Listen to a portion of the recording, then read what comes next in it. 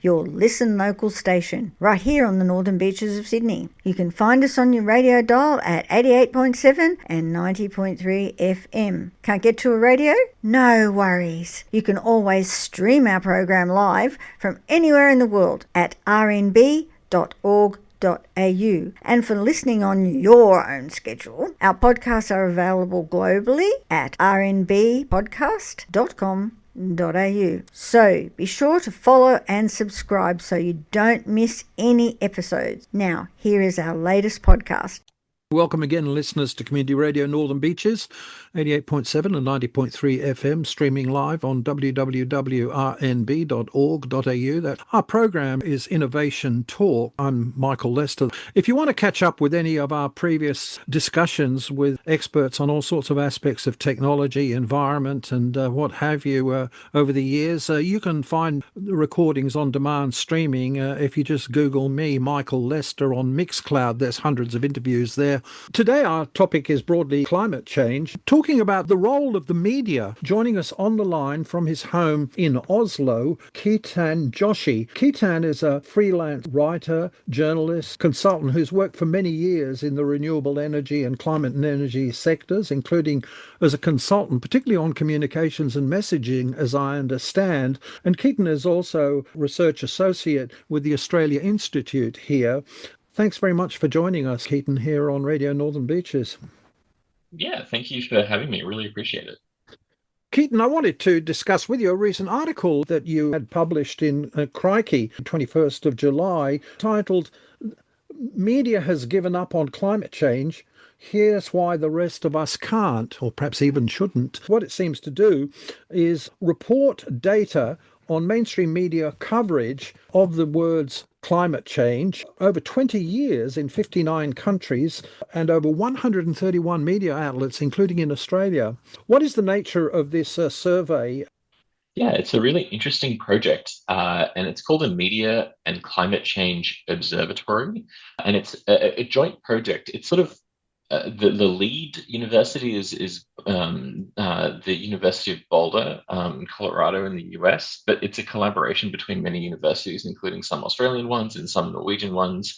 And it's a really straightforward survey. So what they do is they take a simple media search, and they really just count the number of hits of the phrase climate change or the phrase global warming. And so that goes back, through to the early 2000s. They've been doing this. And they've been doing it in a very consistent way. So it's not a complex survey. It's not, you'll get a hit, for instance, when a media outlet does an article that is critical of climate action or even denying climate change. So it is not giving you a measure of tone or the tenor of climate coverage. It is really just telling you how often the word is mentioned. Nothing much more complicated than that. But because it is so broadly done globally, and then because it has been going for so long, like multiple decades now, as you mentioned, it is quite a unique study, and it can show us these real sort of long-term shifts and trends in the prominence of this issue. And what do we find from the data in the broad to start with? When you look at over 20 years of this data, they break it down both by regions of the world, like North America or Europe or Asia, and Australia is included, and by individual countries too. What's the broad trend and pattern of activity that's reported over this 20-odd years? Does it have any particular trend direction, and does it have any particular spikes and troughs? Yeah, the clearest, in the global sense, the clearest connection is really just with climate conferences, and particularly the sort of major ones. So, for instance, the 2009 Copenhagen Climate Conference is one of the biggest spikes in the data set. The 2015 Paris Climate Agreement, and then the 2021 COP26 conference. If you remember, that was held a year after the start of the COVID pandemic, and it was the one. It was in the UK, and it was the one where countries had to update their targets. So it was sort of heralded as much more important than the other ones. And so those conferences tend to cause a very noticeable spike. And then the other one is major disasters, or major activist sort of presence. And so if you look at sort of late 2019, that was the global climate strikes. And then the bushfires in Australia actually had a significant global impact on mentions of climate change as well. The wildfires in recent years in Europe also tend to have an impact. And so that's very noticeable, heat waves, things like that.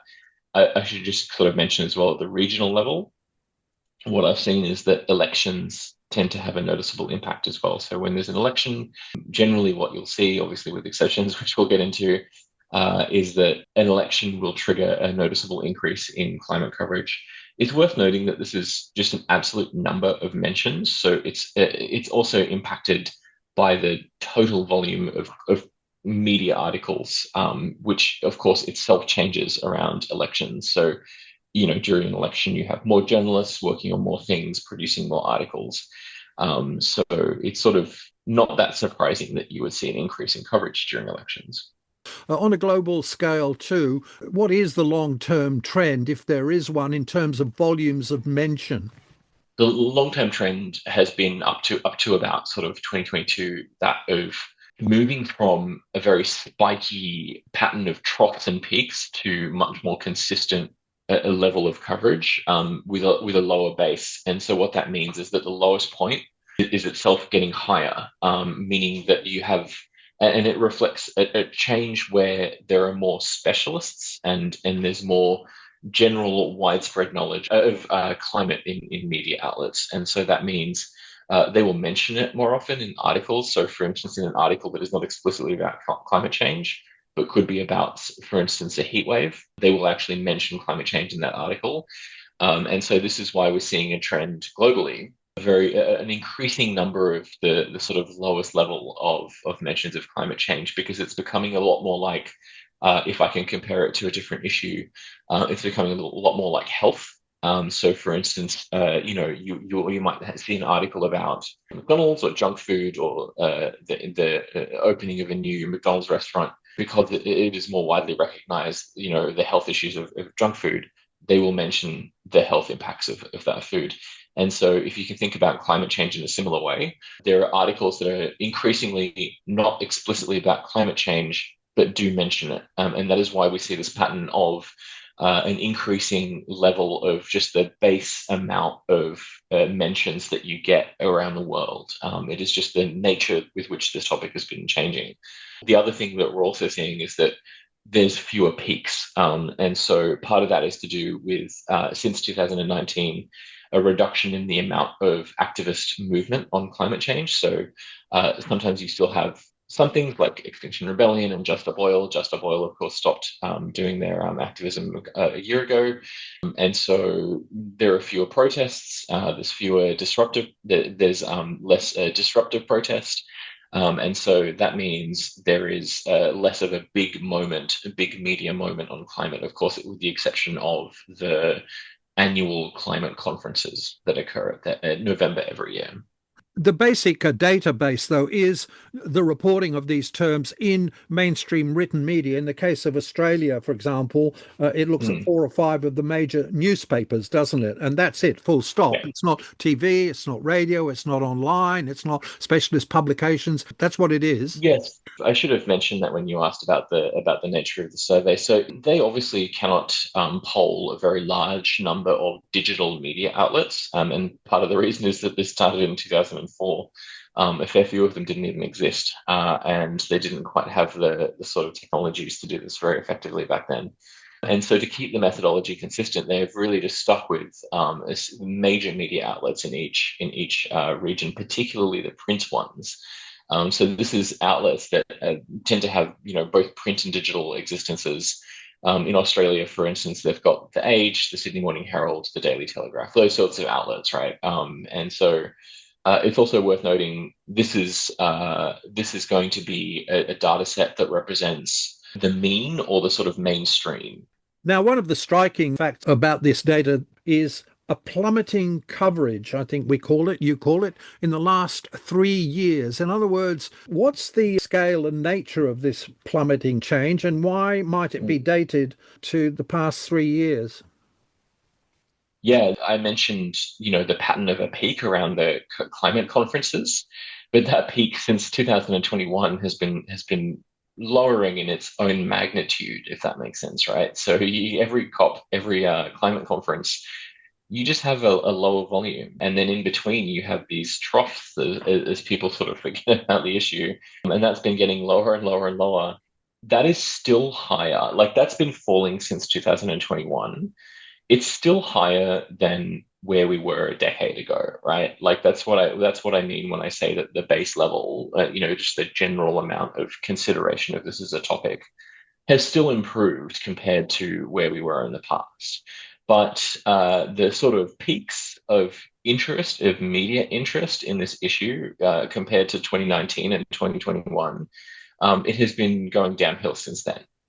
You still get a peak at the end of the year when the climate conference comes about. You still get a noticeable trend in summer in the northern hemisphere, where much of this database is sort of relates to northern hemisphere regions, just because the world, like more people live in the northern hemisphere in the world, because the past 3 years has been so disastrous in terms of fossil fuels climate impacts that manifest generally in summer through wildfires and heat waves. You also see a slight increase in summer, but again, that increase is itself falling. Each peak is getting lower and lower each year.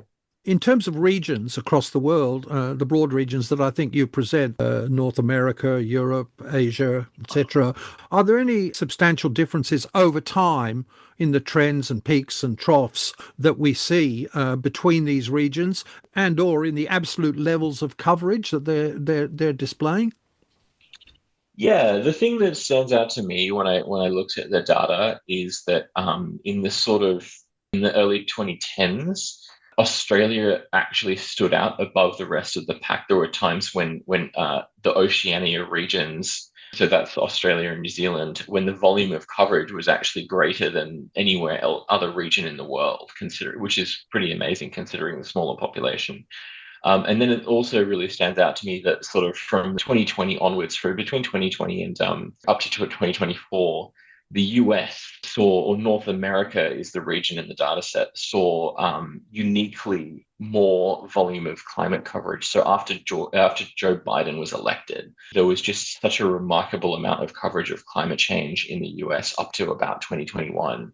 And they have basically lost that lead. So now they are kind of back to being a relatively unremarkable region in terms of the volume of climate coverage, going back to what they were pre-Biden. Perhaps we might move to a disaggregated basis and look at Australia in particular to try to understand what this data might actually be telling us beyond. In the case of Australia, I believe that the fall off in the coverage has been much, much steeper and faster than the fall off in coverage across the rest of the world. Is that true? And if so, what's this telling us, if anything?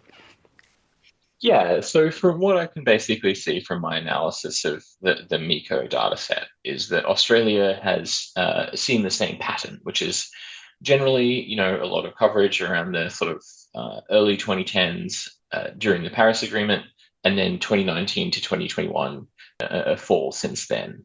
The angle of this fall has been much, much steeper in Australia when you look at the collection of media outlets. Australia is not, I mentioned before, a sort of base level of climate and global warming mentions in media because journalists are relating it to other issues. They're mentioning it in articles, they're linking it to things, they're talking about the overarching or sort of widely impactful nature of it. That is not obviously not something that's happening in Australia because the level of climate mentions have gone back to levels that are so low as to be, almost pre-Copenhagen 2000s level climate and global warming mentions. Certainly less than the 2010s. To think about the Paris Agreement, Australia's main media outlets, are mentioning climate less than they were before the Paris Climate Agreement, which I find to be quite remarkable. And I think it reflects the way that it is still seen as a niche subtopic rather than an issue that affects everything else very directly and very clearly.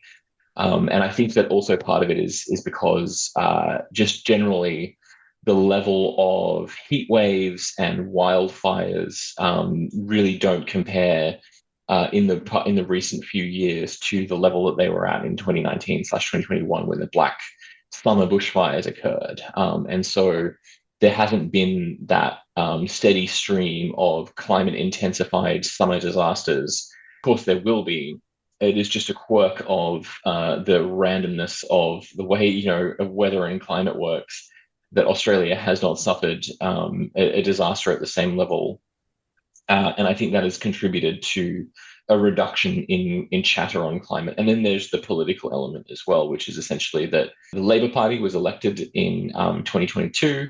I mentioned before that elections tend to see a spike or an increase. You can actually see for Australia in the May 2022 election that climate was almost as much of a spike in that election as it was for the 2021 COP26 climate conference, which I mentioned before had caused a global increase in climate coverage. So it was a significant election.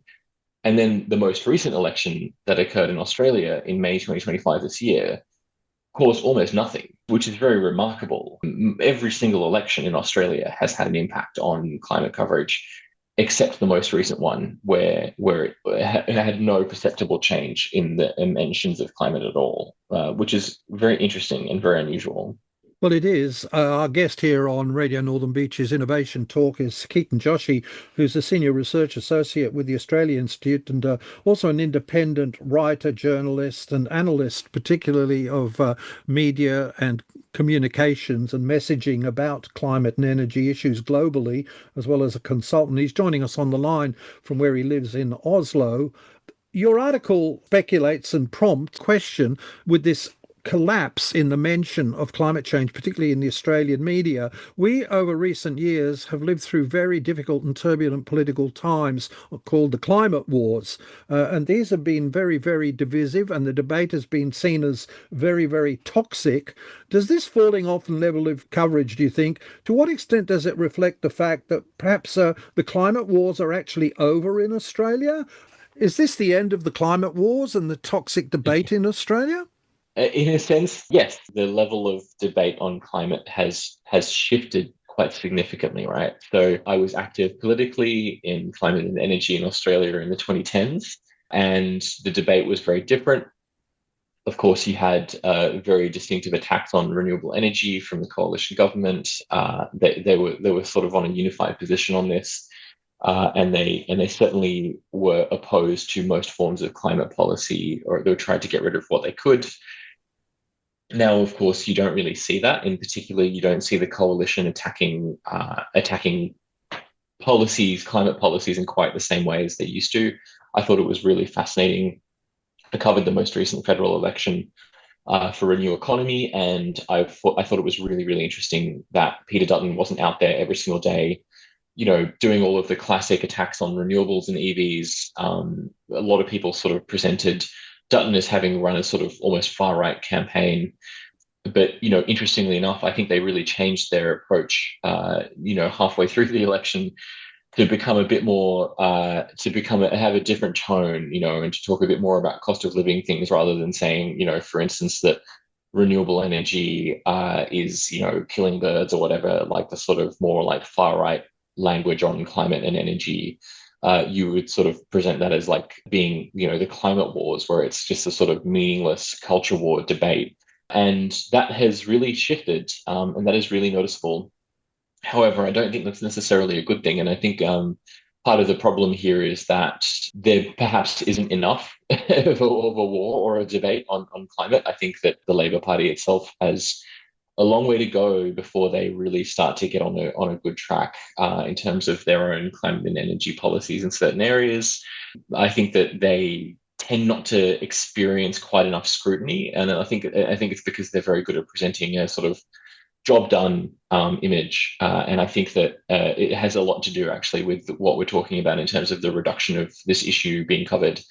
And it's I track data very, very closely, not just in Australia, but around the world in terms of like energy and emissions data. And I pay very close attention to the power sector in particular, because that's my background. And, Australia, if you remember, sort of in the May 2022 election, the Labor Party was sort of talking about this modelling they've done. about the level of reductions in power bills that were going to come about due to renewable energy. And I don't think people quite realize, that modeling assumed that Australia would be at about 50% renewable energy by 2025.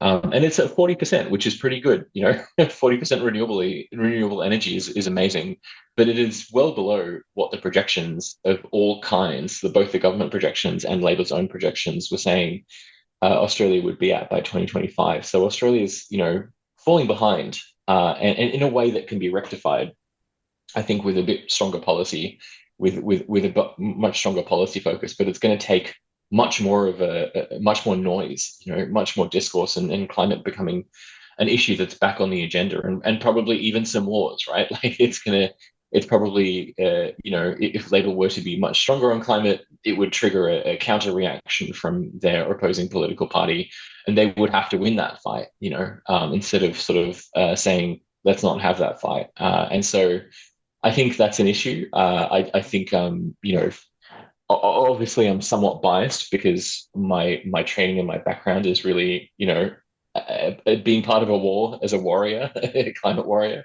as I've been described. And so, of course, I think that's a much better way to prosecute these issues in the public eye, a much more democratic way of having much more awareness on climate. So yeah, I think that's part of it, though. You're right. Is this disappearance, in a sense, in the statistics anyway that we're discussing, the mainstream press media, particularly in Australia, but it seems globally, the disappearance in some respects of the words climate change and global warming, is this necessarily a bad thing in that, particularly in the case of Australia, we do seem to be moving ahead with transformations, with electric vehicles and solar and all the rest of it at quite a pace. And also public attitudes to these issues are still as strong and interested and committed as ever, aren't they, to climate change goals and objectives? So is this a bad thing? And why is the media sort of not reflecting these Yeah. realities? Oh, look, it's not necessarily a bad thing. No, it's in fact, often a lot of these policies work better in the background when they're just quietly doing their thing. In the same way that you don't hear policies every single day about like vehicle safety, right? Like, safety standards for, seatbelts and things like that. I see climate in a very similar way. It's a safety issue in terms of our energy system. We need to have a safe energy system that doesn't harm its users. And so a lot of these policy questions are a bit boring. They're not really something that needs to be deliberated on broadly across society, simply because people care about their power bills, and they care about the lights going on, and they care about air pollution in their local community, but they don't necessarily care about the impact of the power system on the world's entire atmosphere. So yeah, to some degree, it's actually not that important to have a widespread public deliberation on some of these things. My main issue generally is that you do need to have some level of climate mentions, probably higher than the level we've got now in Australia. But the biggest reason there, of course, is that when you don't have enough prominence of climate as an issue, the pressure to adhere to climate goals drops away. And so basically, companies and countries, what they tend to do when they're not being held to account is they tend to miss their targets. And so, I've seen this happen at the level of specific companies. I track big tech a lot, and currently what a lot of large tech companies are doing is just very simply missing their targets. They're not dropping their targets. They're not even really changing their decision making around sustainability. They're just kind of choosing to miss their targets, and expecting to not really get a lot of criticism for it. And so, I've done a lot of work tracking that, and I see a similar pattern with countries who just very simply say, well, yeah, okay, we're not on track for our target, but who cares, right? Like no one's really going to hold us to account for it. And so I sort of advocate a bit more for a return to the sort of, late 2010s style of talking about climate change, not just about its co-benefits, of course, climate action, not just talking about the co-benefits of climate action. So for instance, driving an EV is nicer than driving a petrol car. Having a renewable powered system is a lot cheaper than having a fossil fuel powered system, a lot more cheaper and reliable. But these are co-benefits, and the ultimate benefit, of course, is that we're not relying on an energy system that cooks us alive and that changes our summers and heats our environment to the point of extreme danger. And so it's that second part about the danger of the system that we're relying upon that I feel like needs a bit of a return. I think that level of discourse is really, really important, particularly when it comes to holding governments to account. The temptation to feel like the job is kind of done and that we can kind of sit back and start worrying about the details is very strong. And I think that worrying about the bigger picture, particularly around countries, both setting strong targets and then and then tracking their performance in real time, I think that remains pretty important. We're wrapping up here on Innovation Talk, Community Radio Northern Beaches, with our guest, Ketan Joshi, who's Senior Research Associate with Australia Institute, but also an independent writer, consultant on climate and energy, particularly on the messaging, media and communications side. And he's joining us on the line from his home in Oslo. To what extent this dropping off in media coverage might in itself be regarded as some sort of a positive thing? To what extent might all the previous coverage that was generated have been contributing, to this sort of fairly negative atmosphere of climate doomism and fears and all those sorts of things that was getting a lot of media attention and a lot of political attention too, but that now is dropping off? Is that necessarily a bad thing in itself? Yeah, this is really interesting, right? Because the data set does not tell you what the coverage said, right? So I haven't mentioned IPCC reports. This is the every 5-year cycle. There's a sort of suite of a summary or a synthesis of the state of climate science. And these IPCC reports tend to get the type of coverage that you mentioned, right? Which is essentially the most recent one, for instance, in 2021. I really remember this very distinctly because it made me so mad. But it was like media coverage basically saying, game over, right? And it was because the 1.5 degree target was essentially almost impossible to achieve. And that was really established clear. It was stated pretty clearly in those reports that, there's no level of emissions reductions that we can do to keep warming under 1.5 degrees. And then the headline was kind of like game over, it's like, well, we failed. Like, there's not really much we can do now, and it's not true at all, right? Like, that's like, okay, yeah, we failed to get 99.9% on our test here. It doesn't mean that you stop trying to get, 95% on your test or 90% on your test. The 1.5 degree target was always the single most difficult component of this entire challenge, and so, the next step should be thinking about 1.6 degrees and 1.7 degrees. And that there's a sort of, there has been a tone of defeatism in media coverage that I have found to be really negative. And of course, when you look at that in this data set, it just shows up as a lot of mentions, right? Like, it just shows up as prominence of the climate change issue. If perhaps we might be able to characterize the previous media coverage and the rate and interest because it was news about doomism and fear and negativity, how easy is it for the media to turn to any sort of message of opportunity, hope and positive messaging behind some of these things that are going on? It's a question too of, how you create change in a community, isn't it? Mm. There's a lot of really good solutions journalism. It tends to come from specialist climate media outlets. But what they do is they focus on climate solutions, but not in an uncritical way. They tend to, there's a lot of really good ones out there who are doing work that looks at the positives and the negatives of different climate solutions, but in a way that just overarching story is that reinforcing human agency, our ability to change this, in stark contrast to what I just said about the IPCC report coverage. Reinforcing human agency is really the key story there. And it makes a huge, huge difference when you talk about the ability to change things. Thanks very much, Ketan Joshi, joining us here on Innovation Talk Radio Northern Beaches from his home in Oslo, Senior Research Associate with the Australia Institute, about some interesting insights you've developed into media coverage globally over the last 20 years of the terms climate change and global warming, and why perhaps, even though the word may be dropping out of the lexicon, hopefully we're still able to get on with some of the important changes and fundamental reasons behind this, even though the media seems to have dropped the terminology. So thank you very much, Ketan, for joining us. Yeah, really lovely to be with you and chat. Thank you so much for having me. Australia, the lucky country. We've got meat pies. we've got the world's best beer. But most importantly, top of the list, we've got Radio Northern Beaches 88.7, 90.3, now hitting the entire world on www.rmb.org.au.